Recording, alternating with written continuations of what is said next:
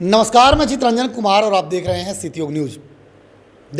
देखिए, अग्निपथ योजना के तहत देश भर के लाखों युवाओं के लिए एक बड़ी राहत भरी खबर सामने आ रही है। मीडिया रिपोर्ट्स के मुताबिक भारतीय थल सेना, वायुसेना और नौसेना ने केंद्र सरकार को सुझाव दिया है कि अग्निवीरों की अस्थायी भर्ती का प्रतिशत बढ़ाया जाए।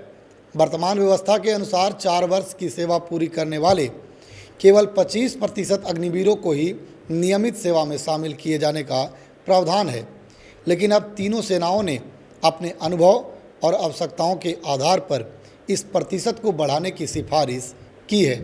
रिपोर्ट्स के अनुसार भारतीय नौसेना ने करीब 75% तक अग्निवीरों को अस्थायी सेवा में रखने का प्रस्ताव दिया है, जबकि भारतीय थल सेना और भारतीय वायुसेना के लगभग 50% तक नियमित भर्ती का सुझाव सरकार को भेजा है। यदि सरकार इस प्रस्ताव को मंजूरी देती है तो हजारों अग्निवीरों के लिए सेना में लंबे समय तक सेवा देने और अस्थायी कैरियर बनाने का अवसर पहले की तुलना में कहीं अधिक बढ़ जाएगा। इससे युवाओं में अग्निपथ योजना को लेकर भरोसा भी मजबूत होने की संभावना है। हालांकि इस संबंध में अभी तक केंद्र सरकार की ओर से कोई आधिकारिक घोषणा नहीं की गई है। अंतिम निर्णय सरकार द्वारा सभी पहलुओं पर विचार करने के बाद लिया जाएगा, इसलिए फिलहाल इसे केवल प्रस्ताव के रूप में देखा जा रहा है।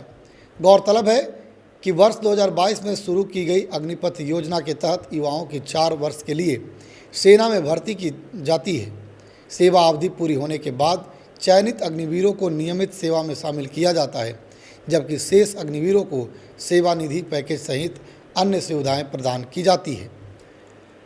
अब सभी की निगाहें केंद्र सरकार के फैसले पर टिकी है। यदि यह प्रस्ताव स्वीकृत होता है तो यह अग्निपथ योजना में अब तक का सबसे बड़ा बदलाव माना जाएगा और देश के लाखों युवाओं के लिए नई उम्मीद लेकर आएगा। बता दें आपको कि अग्निवीरों को अब संशय होने लगी है कि कहीं 4 साल के बाद उन्हें घर न बैठाया जाए।